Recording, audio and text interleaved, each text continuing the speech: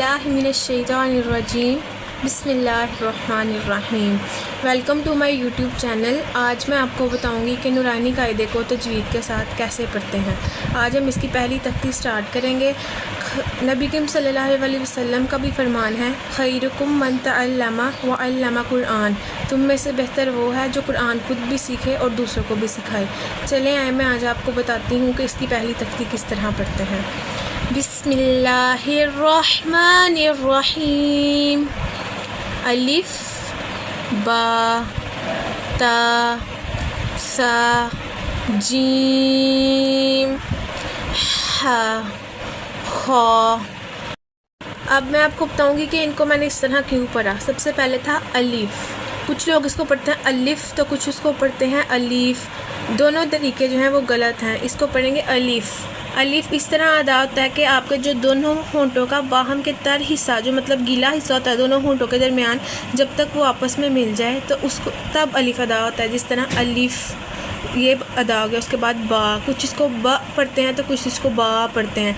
लेकिन हमने इतना पढ़ना है कि हमारा जो ये हाथ है ये एक मुट्ठी के बराबर खुला, जैसे बा हमारी उंगली खुल गई है और बा हो गया। लेकिन कुछ लोग पढ़ते हैं बा, मगर हमारी उंगली तो कब की खुल गई। तो हमें इसको चाहिए कि एक उंगली के बराबर पढ़ें बा। उसके बाद ता को भी एक उंगली, क्योंकि इसके साथ एक अलिफ है तो एक अलिफ को एक उंगली के बराबर ही लंबा करेंगे। ता।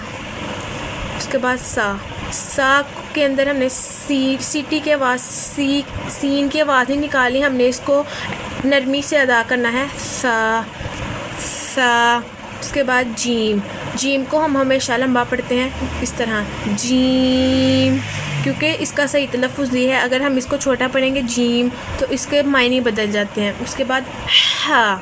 अब हमने इसको हा को इतनी नरमी से और हलक से अदा क्यों किया, क्योंकि हरूफ तहज्जी में एक और हा भी आता है लेकिन वो हा है। लेकिन जब ये दोनों अल्फाज किसी भी कलमे में लगते हैं, ये हा का मायने और होता है और इस हा का मायने और होता है। इन दोनों के मायने बदल जाते हैं, इसलिए हम इसको नरमी से अदा करते हैं हा।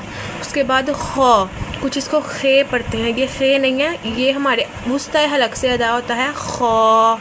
उसके बाद दाल, कुछ लोग इसको पढ़ते हैं दाल, कुछ अपने तरीके से सख्ती से दाल पढ़ते हैं। इसको सख्ती से नहीं, इसको नरमी से पढ़ा जाता है दाल। उसके बाद यहाँ पे भी अब जाल और जा दोनों एक ही तलफ़्फ़ुज़ एक ही लहजे वाले अल्फाज हैं, तो इनमें भी हम फ़र्क करेंगे। अब जिस तरह ये जाल और ये जा है, जा सख्ती से पढ़ा जाएगा और जाल नरमी के साथ, जिस तरह जाल। उसके बाद आएगा रॉ, ये रे नहीं पढ़ा जाएगा, ये पढ़ा जाएगा रॉ। उसके बाद जा, इसको सख्ती से हम अपने मुंह में सख्ती से आवाज़ से निकालेंगे जा। उसके बाद सीन और सा में हमने फ़र्क किया था। सा जो है वो नरमी से अदा होगा सा, और सीन जो है वो सीटी की आवाज़ में हम निकालेंगे सीन। उसके बाद शीन भी इसी तरह सख्ती से मुंह की ज़ुबान के अंदर सीटी की आवाज़ आनी चाहिए शीन शीन। उसके बाद है स्वाद को भी हम मोटा पढ़ेंगे, क्योंकि ये इसके ऊपर मादा आ रही है और अलिफ भी आ रहा है ऐसे स्वाद। कुछ स्वाद पढ़ते हैं, इसके आखिर में ते नहीं है, इसके आखिर में दाल है, इस वजह से हम पढ़ेंगे स्वाद। एंड पे दाल की आवाज़ भी आनी चाहिए स्वाद। इसी तरह दुआत, इसको हम दुआत भी पढ़ सकते हैं, जुआत भी पढ़ सकते हैं, तो हम इसको पढ़ेंगे ज़्वाद।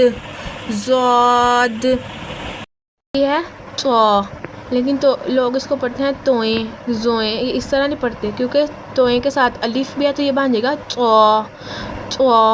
उसके बाद इसको पढ़ेंगे ज़ो। दोनों जब हमारे मुंह जो दोनों होंठ है जब वो गोल होंगे तो फिर तो ज़ो अदा होता है। उसके बाद आइन जो है ना, आइन वो हमारे अक्सर हलक से अदा होता है इस तरह आइन। उसके बाद गैन उसके बाद हम इसको पढ़ेंगे फ़ा, इसके साथ भी अलिफ है, इसको भी फ़ा और फ़ा नहीं पढ़ा जाएगा, इसको भी एक अलिफ के बराबर हम पढ़ेंगे फ़ा।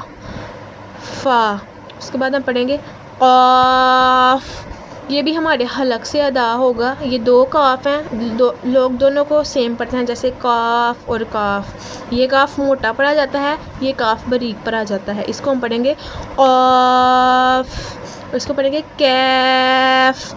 دونوں کی آواز میں فرق ہے. یہ موٹا حلق سے ادا ہو رہا ہے اور یہ ہمارے منہ کے خلا سے ادا ہو رہا ہے، جیسے قاف، کیف. اس کے بعد آ جاتا ہے لام. لام کو بھی لمبا کرنے کے کیونکہ اس کے اوپر بھی مد آ رہی ہے، تو ہم پڑھیں گے لام. اینڈ پہ میم کی آواز نکالی جائے گی کیونکہ اس میں میم ہے، اور ویسے بھی لام میں اینڈ پہ میم آتا ہے، اس لیے اس طرح پڑھیں گے لام. اس کے بعد آ رہا ہے میم.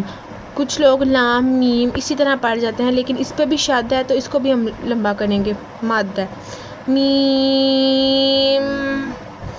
اس کے بعد آ جاتا ہے نون. نون کو بھی اسی طرح مد کے ساتھ ادا کیا جائے گا، نون. کچھ لوگ اب آ گیا واؤ. اب اس کو پڑھتے ہیں واؤ، لیکن یہ واؤ نہیں ہے، یہ ہے واؤ. مطلب ان دونوں واؤ کے درمیان حمزہ بھی آ رہا ہے، تو اس کو ہم پڑھیں گے واؤ واؤ. اب آ جاتا ہے ہا. میں نے آپ کو پہلے بھی بتایا تھا اس ہا میں اور اس ہا میں ہم فرق کریں گے. جس طرح یہ ہا ہے تو اس کو موٹا سختی سے پڑھیں گے، جیسے ہم سانس لیتے ہیں تو ہ کرتے ہیں، تو اسی طرح اس کو بھی ہا اس طرح پڑھیں گے ہا. اس کو بھی ایک الف کے برابر، لیکن ہم اس کو اپنے سینے والے حصے سے ادا کریں گے ہا سختی کے ساتھ. اسی طرح یہ والا جو ہا ہے وہ حمزہ میں بھی آ رہا ہے، تو یہ حمزہ نہیں پڑھا جائے گا، یہ پڑھا جائے گا حمزہ حمزہ. اس کے بعد یا. کچھ لوگ اس کو پڑھتے ہیں چھوٹی ہے، کچھ بڑی پڑھتے ہیں، وہ طریقہ ٹھیک ہے، لیکن اگر ہم ان کے ساتھ الف آ رہا ہے تو تھوڑا لمبا کر کے پڑھیں گے تو وہ صحیح طریقہ ہوگا. جس طرح یا. اب میں آپ کو بتاتی ہوں کہ موٹے حرف کون سے ہیں اور وہ کس طرح ادا ہوتے ہیں اور باریک کون سے ہیں. اب ہے خا، الف با تا سا جیم ہا، یہ سارے جو ہیں یہ باریک ہیں. اب خا یہ موٹا ہے، اس سے ہمارا منہ بھی گول ہو رہا ہے، تو یہ موٹا حرف ہے، اس کو ہم پڑھیں گے خا. اس کے بعد اس لائن میں ہے یہاں پہ را، یہ بھی موٹا حرف ہے. اس کے بعد یہ بھی تینوں باریک ہیں، اب اس کو پڑھیں گے، یہ موٹے حرف ہیں دونوں. صاد، زاد. موٹے حرف وہ ہیں جن سے آپ کے منہ میں وزن پیدا ہو، جب ان کو ادا کریں تو آپ کے منہ کے اندر وزن پیدا ہو کے یہ لفظ موٹے ہیں. اس کے بعد یہ سارے حرف باریک ہیں. اب یہ تو جو ہے تو اور زو، یہ بھی ہوتے موٹے حرف ہی ہیں، لیکن ان کو ادا کرتے وقت ہمارے منہ میں وزن نہیں پیدا ہوتا، اس لیے ہم کہیں گے کہ یہ موٹے حرف نہیں ہیں. اس کے بعد قاف، قاف کو ادا کرتے وقت ہمارے منہ میں وزن پیدا ہو رہا ہے، تو یہ قاف جو ہے یہ بھی موٹے حروف میں سے ہے. اس کے بعد آ جاتا ہے ہا. ہا جو ہے وہ بھی موٹے حروف میں سے ہے، کیونکہ اس کو ادا کرتے وقت ہمارے سینے والی جگہ پر وزن پڑتا ہے، تو یہ ہوگا ہا. یہ جو تھے ہمارے تھے موٹے حروف. اب ہم باریک حروف پڑھتے ہیں. آپ کو باریک الفاظ بتاتی ہوں کہ وہ کس طرح ادا ہوتے ہیں. یہ دیکھیں با، تا، سا.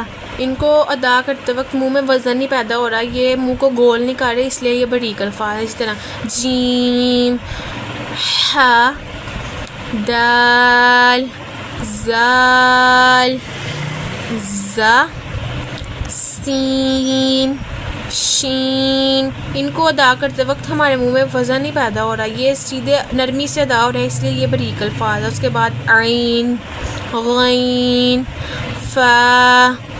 یہ قاف جو تھا یہ موٹا تھا، قاف تو یہ موٹے حرف میں ہوگا، حروفوں میں، لیکن یہ کاف باریک ہے، تو اس کو ہم پڑھیں گے کیف.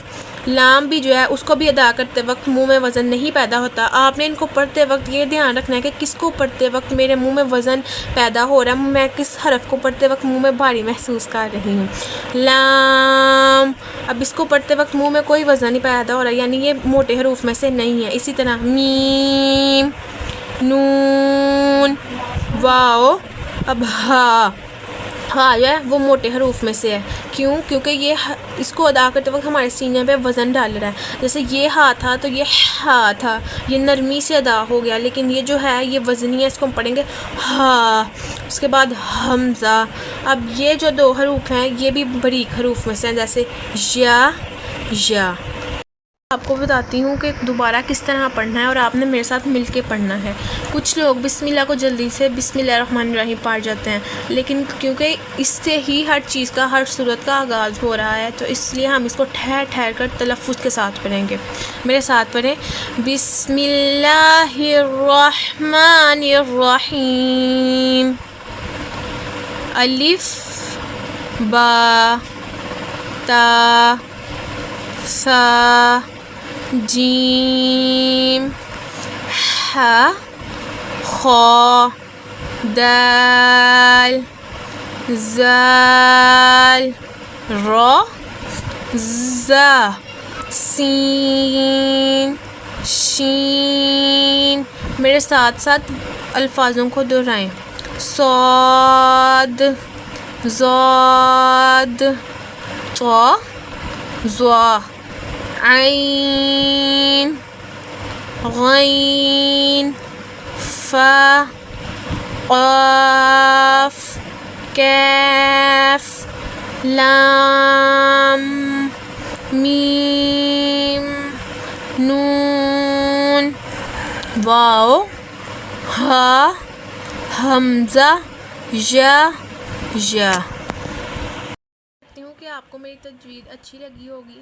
مزید ایسا سبق سیکھنے کے لیے آپ میرے چینل کو سبسکرائب کریں. جزاک اللہ.